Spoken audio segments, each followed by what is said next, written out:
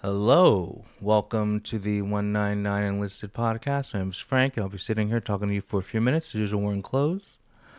I'm wearing a Nirvana t-shirt. Anyway, uh, our favorite person, Anna Ames, finally has a new video. It's called "It's Okay to Be a Victim." We have waited. I feel like it's been close to a month since she put out her last video. It's been a while, but I check every day. And so right now she has 966 subscribers. I forgot how many she had last time we looked at this, but wasn't it only 960, I think? I don't know. Anyway, let's hope she gets 1,000 soon so she can start monetizing. Anyway, let's check out her video. It's okay to be a victim. Let's see what she has to say. Hello, everyone. Today I want to talk about how it is okay to be a victim. And I don't mean a victim as in there's nothing you can do to change your circumstances, but that you can be a victim of a situation and that greatly affect your ability to move forward. And it is okay to acknowledge during that time period that you are a victim. I grew up with the message of don't be a victim. Don't use what has happened to you as an excuse to not move forward or improve your life. And I want to try to not sound resentful, but I am. I have two older sisters. They both have autism, and they're at the second grade level mentally. She sounds like a victim to me. Anyway, I gotta be honest. I don't give a rat's ass what Anna has to say. Um, I don't know. I just don't know. First of all, her blouse is very distracting. I mean, it looks like something. I don't know, like maybe like your grandmother's couch would be made out of that material. That's just a weird looking shirt. I don't know what she's doing. Um, and yes, we're not that far into the video, and I really haven't listened to a word she said. That's how unengaged I am with this. But okay, we do know she has two older sisters and they both have autism. In past videos, she said she's the one that raised them or took care of them, whatever. Um, we know she's mad at her family because she's a stripper and her family doesn't want her to be a stripper. And so because her family doesn't want her to be a stripper, she feels like they're attacking her. That just to clear it up, because like that's her message in all her other videos. Her mom and dad don't want her to be a sex worker, and so she feels that's them attacking her. When in reality, no parent wants their child to be working in the sex industry. That's just normal. So, and I know she just started, but I'm just gonna assume like this whole victim thing, it's gonna be her again complaining about people telling her stuff that she doesn't like to hear. Because that's what all her other videos have been about. If you tell her something that she doesn't want to hear, it means you're attacking her and you're not on her side. And if you don't support her being a stripper, there's something wrong with you. But anyway, And my mom, the whole time I was growing up, she said don't be a victim, but she wrote a book and a lot of it comes across very victim-y, and I feel like it didn't victimy, really victimy. I like that word, victimy. acknowledge, like, I feel like our family dynamic as it's presented online, it doesn't really acknowledge what I went through, what my dad went through, what my grandmother went through helping raise us. Just It sounds like you just had a normal life. Now, her one of her biggest complaints, if you remember in past videos, I believe, uh, they couldn't get a nicer car because they spent all the money on sending her to private school. I'm not kidding. Go back to past videos. She complained about that. But you're not really a victim when, your parents put you in, the best school they could afford. Like private school in general is better than public school. So just the fact that your parents did that for you, I don't think it just sounds like you had it good. I mean, I don't know what it's like to have two older autistic sisters, which is weird. But that doesn't make you a victim either. like extended family, like it affected everyone, and I just felt like the book was just very woe is me while putting me and my sisters on the cover. So this whole time when I was growing up, it was like it was never okay to be a victim. So I've worked very hard since then, and I've never let that hold me back, and I've never used it as an excuse for anything either. I think definitely for my relationship behavior, that has come out, and then I have to kind of explain it, but it's not anything I like talking about. But back to the victim thing, I just, Oh, I'm on YouTube a lot and TikTok, and I just don't like how everyone is moral policing everyone else. that what are you talking about? I mean, moral policing. That's more of a leftist thing. Maybe because you're looking at a lot of left leaning content. There's lots of moral policing in the whatever the woke activist sphere of the internet. And if you post, I'm assuming you watch videos like yours. So if you're posting, videos about you being a stripper or men are only good for money, I could see some moral policing of some like red pill guys watching it, going, "What the hell is your problem?" Or I could see the opposite, where it's like, feminists giving you advice and stuff. See, but and then with you, anytime someone tells you something that you don't like, you view it as being attacked. Or so I don't know if you're considering that moral policing though. And also, if you don't want to, if it's happening to you, stop posting your business online. I mean, it's that simple. Like, if you don't post your your business online, like, you could make YouTube videos and not talk about your family. It's pretty easy. The YouTube videos I post are well, lately, because we're so committed. We react to two LOLcows on this channel and some other random videos, and then we do videos on pop culture, and then sparingly at the other podcast we talk about K-pop. So I avoid moral policing because I talk about other topics. So the only thing you have to do is to talk about other topics. Now I do know with my K-pop vids, because K-pop is toxic. It doesn't matter what you say, you're gonna get people come complaining.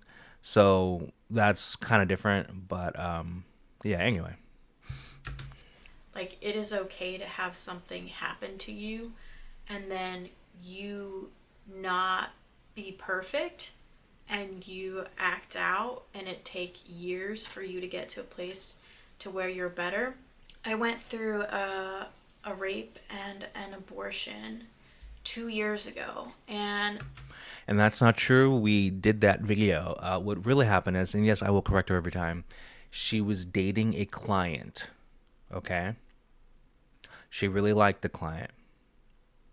the client broke up with her, and then she said, "Oh well, he raped me." That's exactly what happened. She got mad that he broke up with her, and so she changed her mind weeks later and said, "Oh yeah, I was sexually assaulted," and she took that video down. There's a reason why. During that time, I felt like I disappointed people around me, and I felt like I was the cautionary tale. I talk about this a lot, but I mean, this was a life changing event. But I do feel like I was a cautionary tale for other people just because I became a stripper and then that happened like a couple months after. And the way I felt. What happened to just taking the plan B?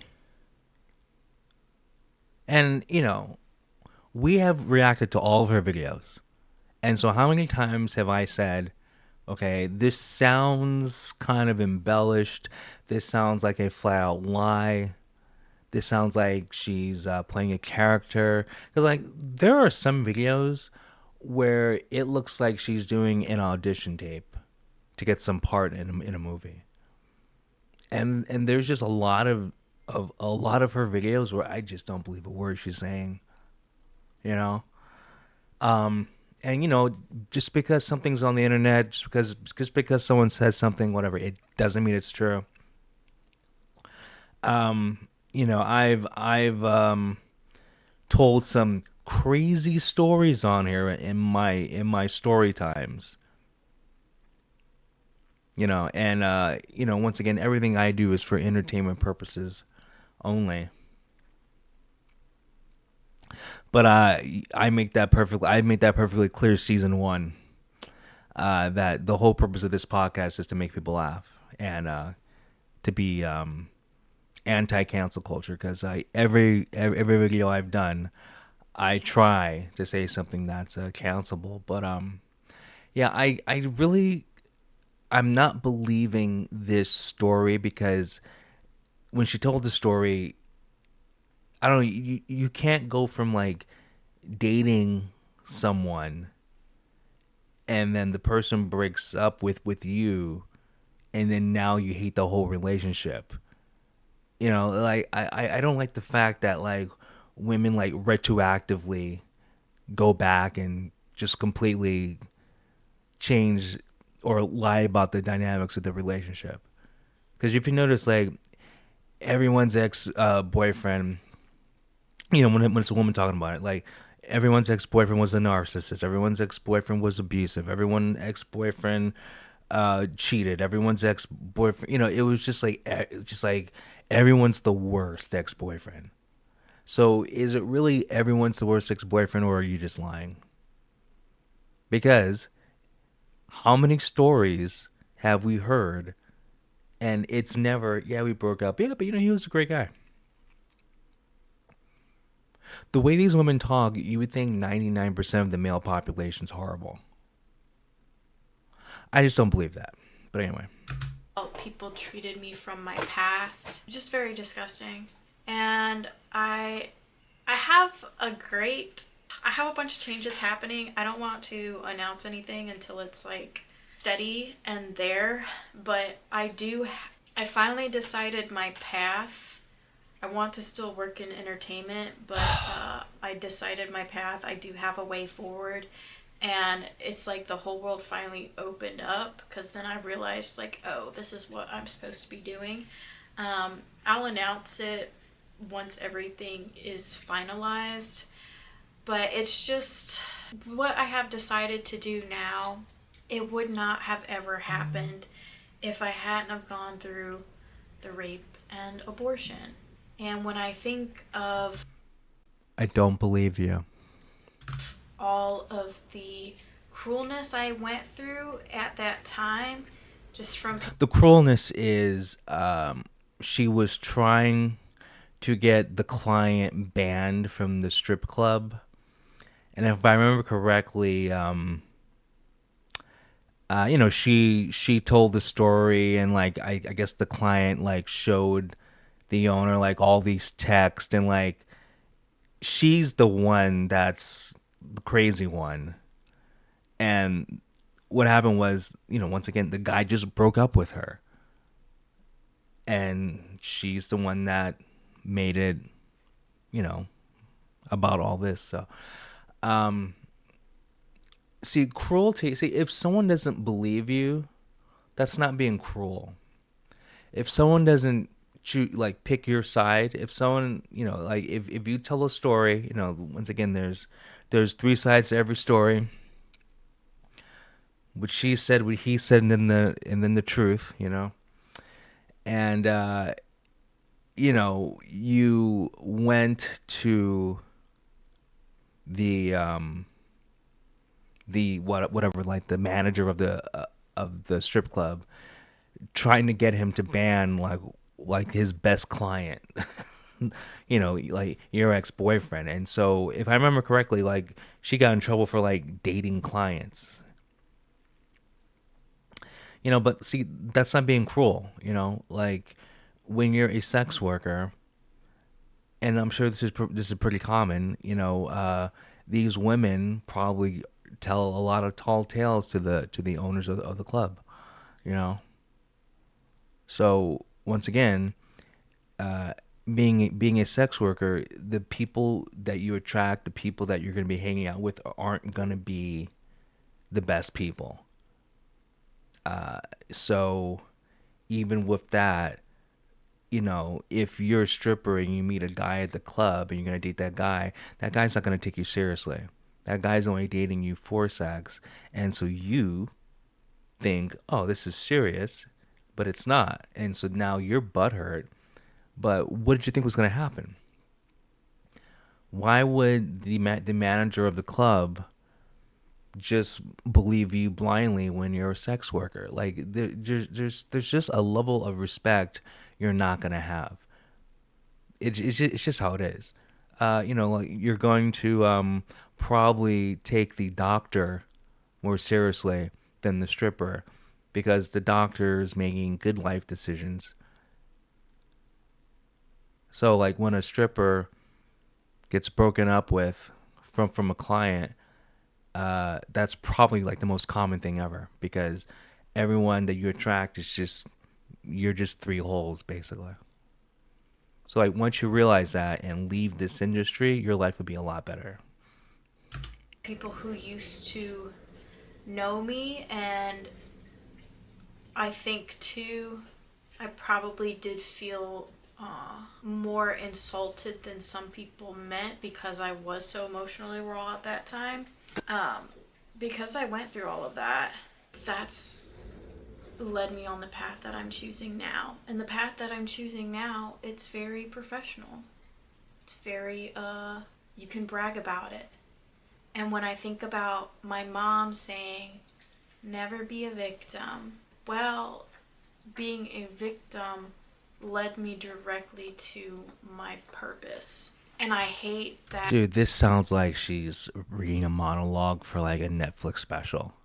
This really does feel like a audition tape. So oh god. The emotions and the outbursts that I had during the time of trying to heal and being severely violated. I haven't met a single other person who has gone through what I've gone through. A sexual assault, sure, but not a sexual assault ending in an abortion and a job loss and harassment, extended harassment. Yeah, I just don't believe you. There's a reason why you deleted that video. We have to go back and look at that video. But it is okay to be a victim. It is okay to not be perfect for years. You still have to work, you know? You still have to improve yourself. But I just don't think our society leaves room for. It's like you just have to be the finished package. What the Like you fuck are you don't talking get to the about? finished package without going through your trials and tribulations first. But yes, everything is good. Reaper is great. Just a good ass licking. But yeah, that's all I have. It's okay to be a victim because you don't. It might just be part of your purpose to be going through that, and you can't heal from what you can't feel. Goodbye. God. I bet you she wrote that down. You can't heal from what you can't feel. Like, give me a fucking break. Oh my gosh, she's just too much. She really is. Anyway, my favorite person on the planet, Anna Anna Ames. That was her video. It's okay to be a victim. I hope whoever this video was for, her agent or whatever, I hope she gets the role. But I didn't learn anything from this video. I'm sorry. I don't. If you learned something from this video, please tell me in the comments. Because I mean, like she's just talking the talk sometimes. Anyway, I'm out. You guys have a good one. I'll talk to you later. Peace.